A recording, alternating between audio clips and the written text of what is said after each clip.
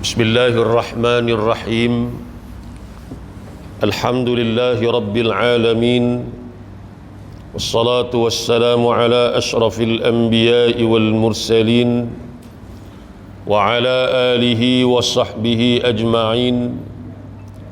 Subhanaka la ilma lana illa ma 'allamtana innaka antal alimul hakim. Rabbi shrah li sadri wa yassir li amri wahlul 'uqdatam min lisani yafqahu qawli. Allahumma arinal haqqa haqqan warzuqna ittiba'ah wa arinal batila batilan warzuqna ijtinabah. Amma ba'du. Muslimin muslimat, hadirin hadirat, mudah-mudahan dirahmati Allah. Pertama-tamanya marilah sama-sama kita panjatkan rasa syukur kita ke hadrat Allah Subhanahu wa ta'ala atas limpah kurnia dan keizinan daripada Allah pada pagi yang penuh dengan keberkatan ini, pagi Jumaat yang merupakan penghulu segala hari, dapat sama-sama kita menghadirkan diri ke rumah Allah untuk sama-sama kita melaksanakan tugas dan juga tanggungjawab kita sebagai hamba kepadanya. Mudah-mudahan keberadaan kita di dalam rumah Allah pada saat dan ketika ini akan sentiasa dirahmati dan diberkati oleh Allah Subhanahu wa ta'ala. Hadirin yang dikasihi sekalian, di dalam sepotong hadis Nabi sallallahu alaihi wasallam an Anas bin Malik radhiyallahu anhu annahu qala ata an-nabiy sallallahu alaihi wasallam rajulun yastahmiluhu falam yajid indahu ma yahmiluhu fadallahu ala akhari fahamalahu فأتى النبي صلى الله عليه وسلم فأخبره فقال إن الدال على الخير كفاعله. Diriwayatkan daripada seorang sahabat Nabi, Anas bin Malik radhiyallahu anhu, di antara sahabat yang banyak masanya berdamping dengan Nabi, berkhidmat kepada Nabi, menjadi khadam kepada Nabi selama hampir 10 tahun. Ketika Nabi tiba di Madinah, dia berumur sekitar 10 tahun. Nabi wafat, dia berumur sekitar 20 tahun. Dan Allah Subhanahu wa ta'ala beri kepada Anas bin Malik ini barakah, keberkatan daripada doa Nabi sallallahu alaihi wasallam. Apabila mak kepada Anas minta Nabi berdoa dan minta kepada Allah 3 perkara kepada anak dia. Yang pertama, minta supaya dipanjangkan umur. Yang kedua, dimurahkan rezeki. Dan yang ketiga, diberi anak yang ramai. Maka riwayat menceritakan kepada kita Anas bin Malik umurnya panjang, hampir 100 tahun. Dia di antara sahabat-sahabat yang akhir ataupun generasi sahabat yang akhir mati. Kemudian rezekinya murah. Kebun kurma kepunyaannya berbuah sebanyak 2 kali dalam setahun, dan buah-buahnya adalah buah-buah yang harum, wangi dan sedap ataupun elok kualitinya. Dan dia juga dikurniakan anak yang begitu ramai, hampir 100 orang anak daripada isteri yang ramai.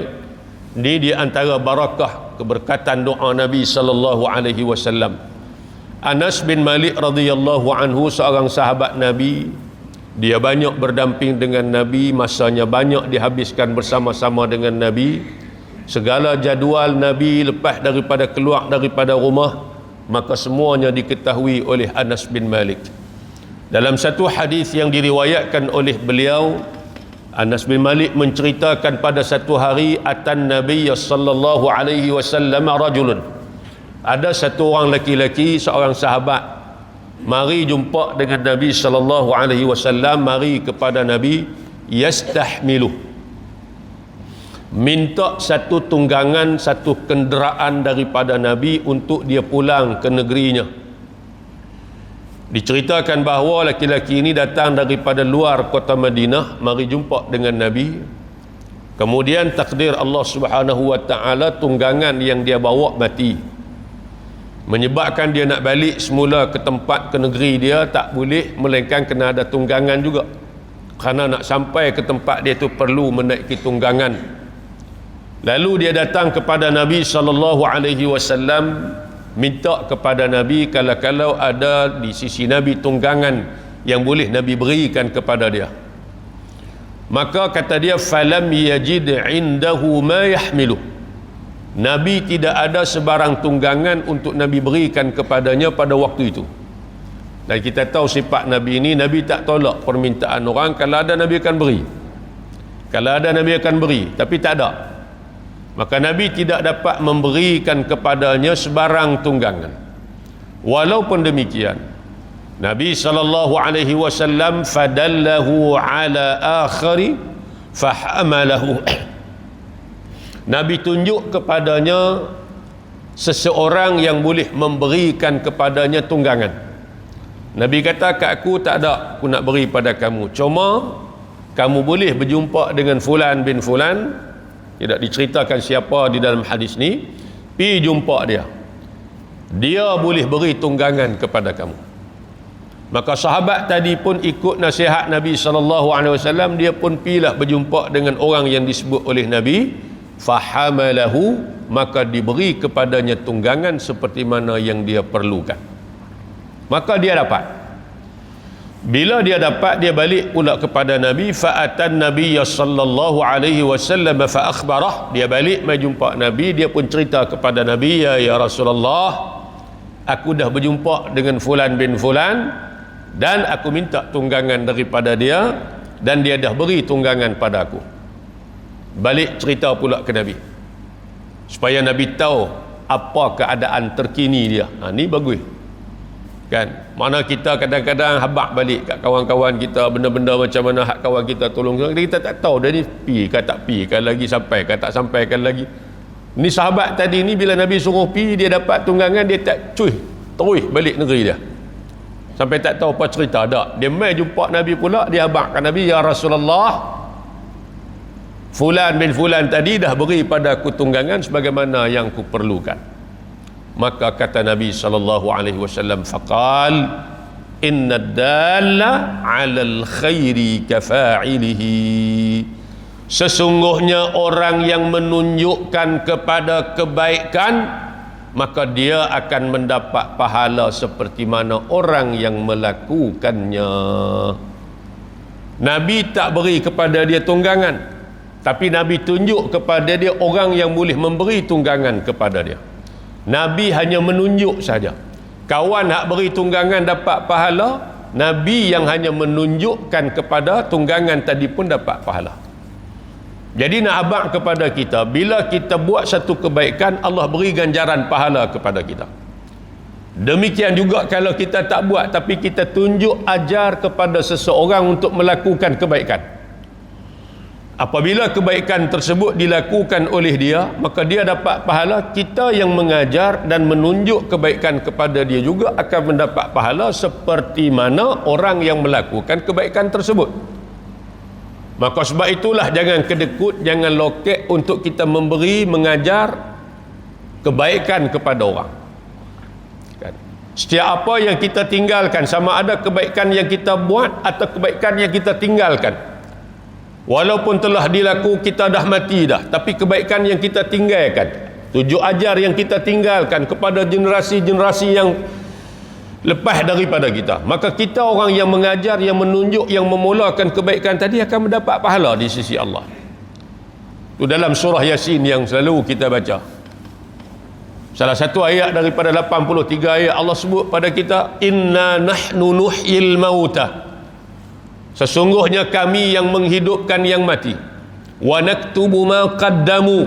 Kami tulis, kami catat segala apa yang telah mereka lakukan. Hak kita buat di dunia ni, baik buruk semuanya ada dalam catatan amal kita. Wa naktubu ma qaddamu wa asarahum. Dan juga setiap apa yang kita tinggalkan, kesan-kesan daripada perbuatan kita, sama ada baiknya ataupun buruknya, kalau kita mati kita ada tinggal kesan-kesan hak kita mula. maka kata Allah juga ditulis wa kulla syai'in ahsaynahu fi imamin mubin. Semuanya ada dihitung dalam suratan amal kita, dalam buku catatan kita. Sebab itulah bila kita nak buat satu benda, kita fikir, benda yang aku nak buat ni baikkah burukkah? Kalau benda baik kita buat, silakan. Kalaulah orang ikut kebaikan yang kita buat, kita mati pun pahala masih hidup jalan. Tapi kalau kita nak buat ni benda apa? Benda jahat, benda maksiat, benda dosa. Kita nak create, nak buat, nak set up ni benda apa? Benda jahat, benda dosa, benda maksiat. Fikir banyak kali. Buat tu dapat dosa dah. Kemudian kita tinggal pula kesan daripada keburukan, kejahatan tadi kepada generasi-generasi yang selepas daripada kita, mereka pakat buat. Dosa lagi pula di situ. Wa na'udzubillah. Mana dalilnya? Yang kata kalau kita tinggal benda dosa, mati dah, kita dapat dosa lagi. Dalam sepotong hadis Nabi SAW yang diriwayatkan daripada Abdullah bin Mas'ud, kata dia, qala Rasulullah sallallahu alaihi wasallam, ma min nafsin tuqtalu zulman illa kana ala ibni adam al-awwali kiflun min damiha wa dhalika bi annahu asanna al-qatla. Riwayat daripada Abdullah bin Mas'ud, baginda Nabi sallallahu alaihi wasallam telah bersabda, tidak ada satu nyawa, tidak ada satu jiwa yang dibunuh secara zalim sejak daripada Nabi Adam sampailah kiamat. Kalau ada orang yang dibunuh secara zalim, illa kana ala ibni adam al-awwali kiflun min damiha, melainkan ke atas anak Adam yang pertama ada habuan bahagian daripada dosa. Siapa dia ni? Qabil. Dia juga dapat dosa. Bila ada aja orang dibunuh secara zalim, bayangkan berapa ramai sejak daripada Adam sampai kiamat tu. Setiap kali ada orang kena bunuh secara zalim, Qabil akan ada habuan bahagian daripada dosa. Na'udzubillahi min dzalik. Kan? Sebab apa? Wa dzalika bi annahu asannal qatlah. Karena dialah orang yang mula-mula melakukan pembunuhan secara zalim di muka bumi. Dia hak mula-mula sekali. Orang tu ikut, generasi mari kemudian ikut sampai akhirnya dosa tu sampai ke dia. Dia kena tanggung, tetap ada bahagian daripada dosa. Cerita Habil dengan Qabil kan masyhur. Allah cerita dalam Quran kan, watlu alaihim naba abnai adam bil haqqi idh qarraba qurbanan fatuqbila min ahadihima wa lam yutaqabbal min al-akhar qala la aqtulannaka qala innama yataqabbalu Allahu minal muttaqin. Cerita Habil dengan Qabil, dengki, tak puas hati sama-sama adik-beradik pasal pasangan yang dia kena kahwin tu tak apa segak sikit. Kemudian Allah suruh buat korban. Habil dengan Qabil korban. Qabil dia korban hasil tanaman-tanaman dia yang dia sendiri pun tak mau dah. Sedangkan Habil mengorbankan hasil ternakan dia yang terbaik. Maka diterima korban Habil, tak diterima korban Qabil. Jadi kerana tak puas hati, akhirnya dia kata dia nak bunuh. La in basatta ilayya yadaka litaqtulani ma ana bibasitin yadiya ilayka liaqtulak. Kalau kamu hulur tangan nak bunuh aku tak akan bunuh kamu, kata Habil. Akhirnya iblis ajak dia, kamu nak bunuh Habil, tunggu dia tidur, ambil ketul batu tumpuk atas kepala dia, mati. Akhirnya usung mayat ni rata, tak tahu nak buat apa. Kerana itu dalam sejarah kehidupan manusia, hak itulah pembunuhan hak mula-mula sekali berlaku. Sampai tak tahu nak buat lagu mana ni, mayat tinggal sekali lagi, burung main makan dan sebagainya. Akhirnya usung baru menyesal. Lalu kata Allah, faba'athallahu ghuraban yabhathu fil ardi liyuriyahu kaifa yuwari sawata akhi. Allah hantar burung gagak ajak Qabil. Sekok mati, sekok hidup. Hak hidup tu dia cakap tanah, gali, kemudian dia kebumi kawan dia. Qabil tengok, lalu akhirnya dia pun kebumikan Habil saudara dia. Dia yang mula-mula melakukan pembunuhan cara zalim atas muka bumi. Maka kata Nabi SAW, tidak ada satu jiwa yang dibunuh secara zalim atas muka bumi ini. Tuan-tuan bayangkanlah daripada Adam sampai kiamat, berapa ramai manusia yang kena bunuh secara zalim ni. Peperangan, tak peperangan, semua tadi ni ada saham, ada bahagian dosa yang tetap akan ditanggung oleh Qabil, kerana dia yang mula-mula melakukan pembunuhan cara zalim. Sebab tu bila kita nak buat satu benda, jangan hanya memikirkan soal keuntungan semata-mata. Jangan hanya memikirkan soal nak cari makan, pendapatan, duit semata-mata. Tapi fikir kesan di sebalik itu yang kita nak kena tanggung di akhirat nanti. Sama ada kebaikan, aku nak buat ni benda baikkah, benda burukkah. Kalau benda baik, silakan. Tapi kalau benda jahat, fikir habis-habis. Dalam kampung kita tak ada benda-benda yang melarakan ni. Kita lah balik kampung, duduk belah pekan lama balik kampung, buatlah pusat karaoke ke apa-apa. Baru happening dia kata malam-malam hampa ni tidur awal mana syok. Kurang-kurang ada karaoke, kita boleh duduk nyanyi, berhibur dan sebagainya. Berkembang sampai orang pun berimpun sampai tengah malam, pukul 1, pukul 2 pagi. Balik lewat malam, tidur subuh pun tak bangkit. Bini duk kacau di rumah, berkelahi laki bini, pecah rumah tangga dan sebagainya. Kawan hak asas karaoke tu mati dah, anak dia pula ambil alih, berkembang pula, buka cawangan baru 2, 3. Hak mula-mula asas tu tunggulah. Duk dalam kubur pun tak senang, dosa duk masuk lagi dalam akaun. Wa na'udzubillahi min dzalik. Sebab tu bila kita tahu apa matlamat tujuan Allah hantar kita mari ke dunia ni, kita tak lalai, kita tak lajak daripada landasan apa yang telah Allah gariskan kepada kita. Banyak benda yang Allah beri kepada kita yang kita boleh buat.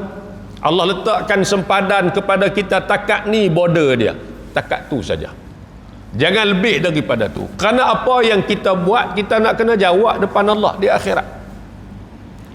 Segala apa yang Allah beri pada kita ni bukan Allah beri saja, Allah akan tanya. Bagaimana Nabi sebut di akhirat nanti, kita tidak akan berganjak kaki di depan Allah, melainkan setelah kita disoal dengan beberapa soalan. Kata Nabi, yang pertama, an umrihi fima afnah, umur habis bitang mana, yang selalu kita duk sebut.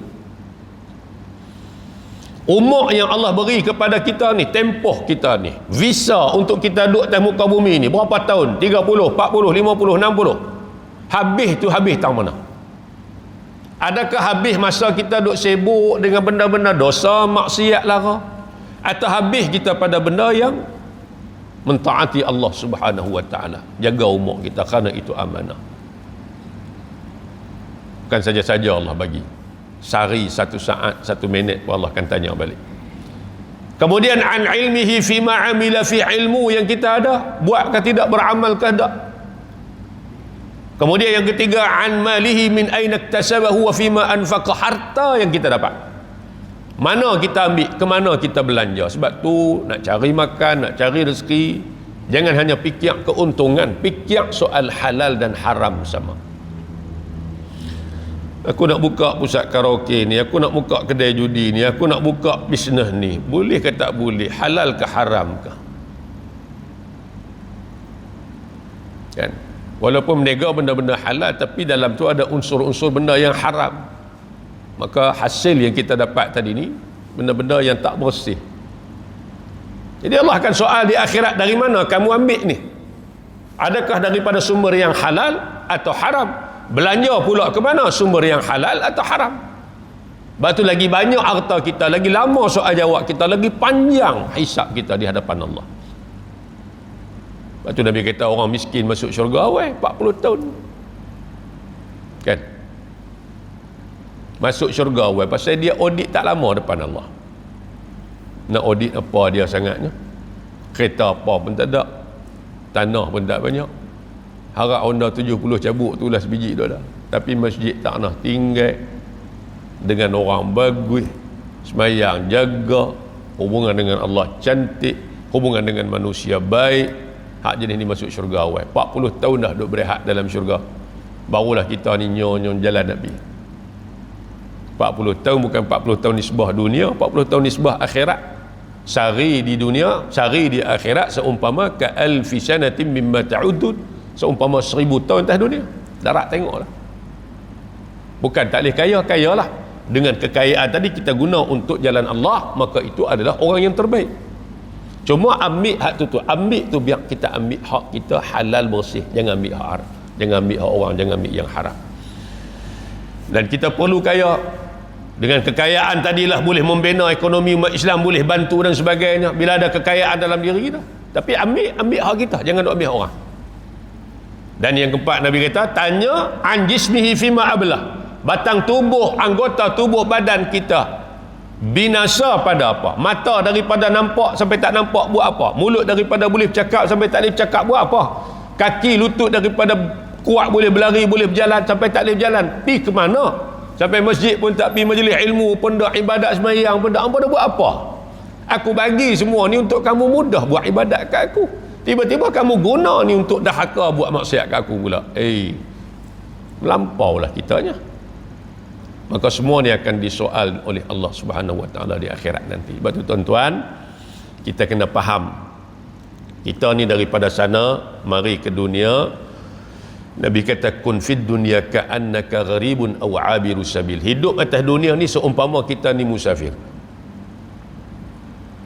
Macam saya daripada Lostak mai duduk dengan tuan-tuan di Langkawi, bukan saya nak duduk lama, bukan nak duduk terus, saya mai sat. Bawalah bekal baju saya, duit ringgit saya, kadar saya nak duduk mungkin 4-5 hari di sini. Kemudian saya akan balik. Balik, bila balik kena belilah benda-benda di sininya. Dia orang tanya mana ceklat ni, minyak gamat, takkan bilang kahwin minyak gamat pun tak beli. Contoh, ni ada beli untuk bila kita beri sebagai cendera hati pada orang. Sama lah kita pun main ke dunia ni, kita musafir. Kita main duduk tak lama, masing-masing ada tempoh masing-masing, 40, 50, 60 tahun. Jadi bila kita balik di akhirat, Allah akan tanya, mana dia pahala orang balik takkan pergi duduk sampai 50 tahun apa pun tak ada. Kan? Takkan pergi duduk lah kahwin 5 hari minyak gamat sebotol pun tak ada. Takkan pergi duduk di dunia sampai 5-60 tahun pahala apa pun tak ada ni. Buat balik dosa lagi ada. Allah nak jawab apa depan Allah? Tak dan apa? Sampai 50, 60 tahun, 70 tahun, 80 tahun Allah beri pada kita. Benda lain kita buat dan. Tapi pasal potong pahala untuk manfaat kita, untuk kita makan di akhirat, jadi tak ada. Pasal apa? Pasal kita lalai dengan benda yang tidak sepatutnya, kita ralik dengan keseronokan dunia. Akhirnya mati dalam keadaan tak ada siap sedia.